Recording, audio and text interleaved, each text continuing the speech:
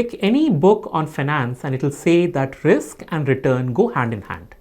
In other words, the more risk you're willing to take, the more returns you're likely to earn, and vice versa. But this premise also leads to some interesting questions. For instance, why is it that gamblers who take up so much of the risk often end up losing most of their money?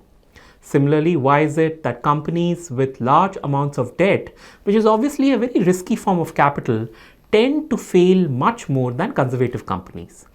In both these cases, a large amount of risk was taken, but the commensurate returns was low or negative.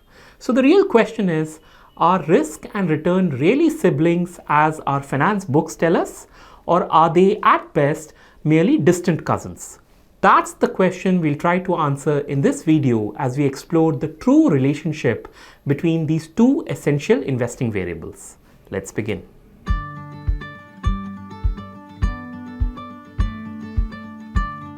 Under the modern portfolio theory, or MPT as it's commonly called, the more volatile a stock, the more risky it is. The volatility is calculated by comparing the past returns produced by a stock with the historical returns produced by the overall market. This gives us a positive or negative trend line, which is called beta, and it is generally assumed that the trend will continue in the future as well. Now, companies whose beta is greater than 1 are classified as high beta stocks and include stocks like HDFC Bank, Bajaj Finance, and Adani Transmission, which has a beta of 2.1. So what this number 2.1 actually means is that if the stock market were to move by 10%, the stock market of Adani Transmission would move by 2.1 times of 10%, which means it will go up by 21%. Conversely, if the stock market were to fall by 20%, then Adani Transmission's stock price would fall by 42%. And it's in this context that most financial experts and advisors tend to tag these high beta stocks as risky stocks. Now, just like we have high beta, we also have low beta, which represents those stocks where this beta number is between 0 and 1. Bharti Airtel, Asian Paints, Wipro, Dr. Reddy's are just some companies that have a low beta and are expected to act as safeguards against any correction in the stock market. As one might have figured out by now, low beta stocks are tagged as less risky stocks. And then we also have negative beta, which represents those investments which move in an opposite direction to the stock market.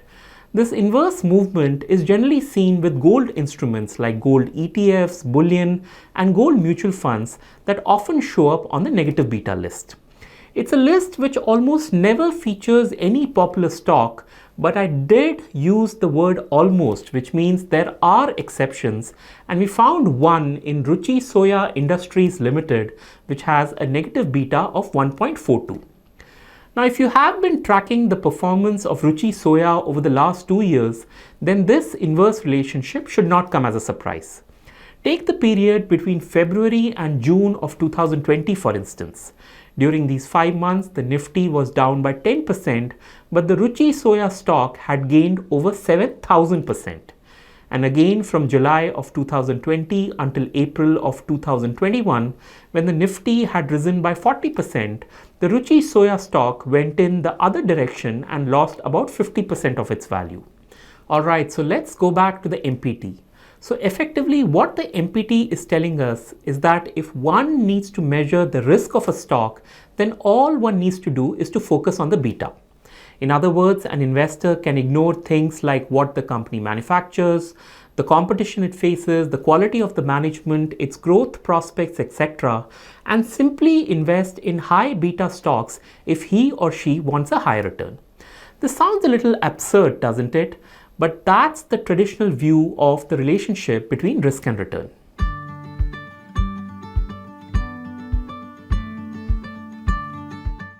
In 1984, Warren Buffett gave a talk at Columbia University in honor of the 50th anniversary of the publication of Benjamin Graham and David Dodd's book, Security Analysis.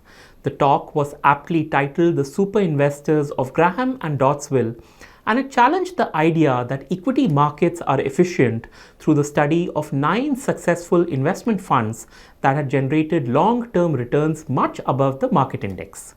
If you haven't read the corresponding article, then it comes highly recommended, and the link to that can be found in the description of this video.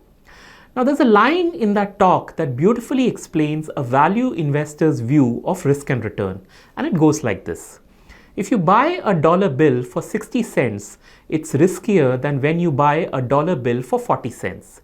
But the expectation of reward is greater in the latter case. The greater the potential for reward in the value portfolio, the less risk there is. To put this simply, what Warren Buffett is saying here is lower the risk, higher the return. Now, people who have been educated in classical finance might find the statement farcical, and therefore I present the following example. Let's say there are two shops in a bazaar, shop A and shop B, that sell small decorative items. While they sell the exact same stuff, shop A prices his goods at 40 rupees while shop B has set a price of 70 rupees. Now, you are a middleman who has been engaged by a client to procure these decorative items, and this client of yours is willing to pay you 100 rupees for each item. The first question I have for you is, where is the risk higher? That is it riskier to buy from shop A who is selling at 40 rupees, or is it riskier to buy from shop B who is selling the items at 70 rupees? If you want a minute to think, then please feel free to pause this video now.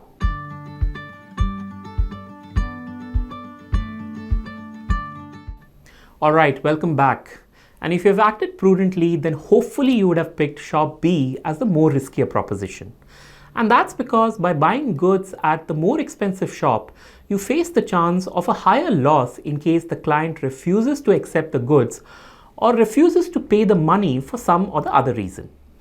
The second question I have for you is, where are the returns higher? Now, surely we can all agree that it is shop A that gives you the higher return with a margin of 60 rupees, while shop B offers you a margin of only 30 rupees. So the returns are higher with shop A while the risk is higher with shop B.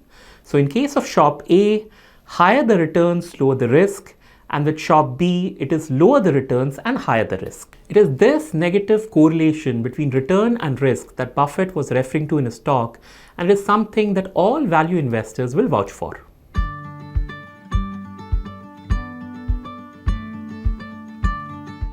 So instead of two shops, let's look at two companies with the exact same beta.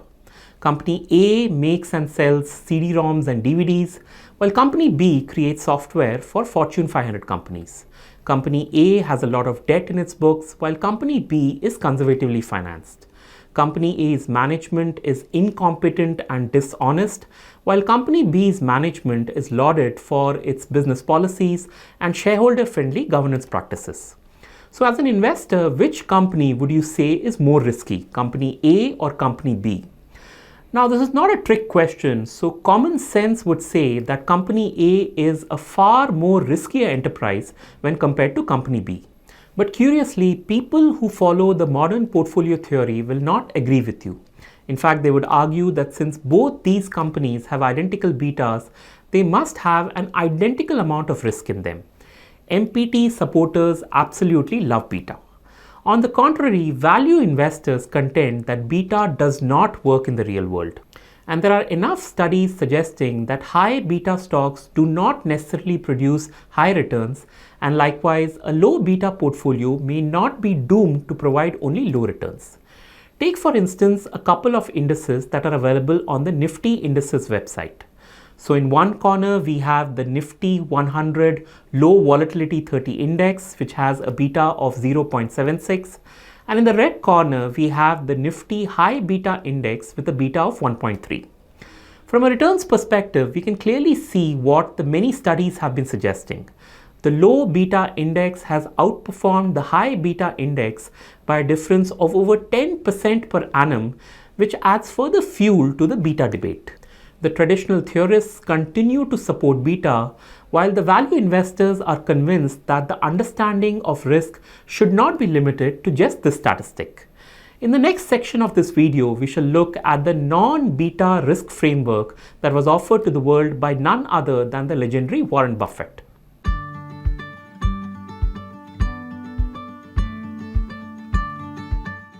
Warren Buffett once defined risk as not knowing what you're doing. What he really meant by this statement was that the key to minimizing risk was to be more certain of the key investing factors. As a matter of fact, Warren Buffett even penned down what those 5 factors are in his 1993 letter to the shareholders, which in our opinion can act as a wonderful checklist to any investor. The first factor in Buffett's list is the certainty with which the long-term economic characteristics of the business can be evaluated. In other words, the more predictable a business, the less risky it is. The second factor one should consider is the certainty with which management can be evaluated, which is in terms of its ability to execute as well as how well they employ the cash flows. To put it differently, if a business is in the hands of a competent manager, it is far less risky than in the hands of an ineffective one.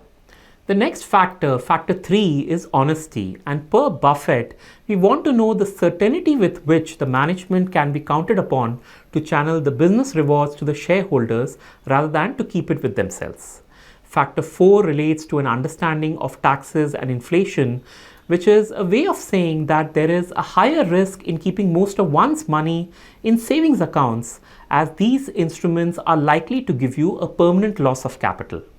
And the fifth and final factor in Buffett's risk framework is the purchase price of the business.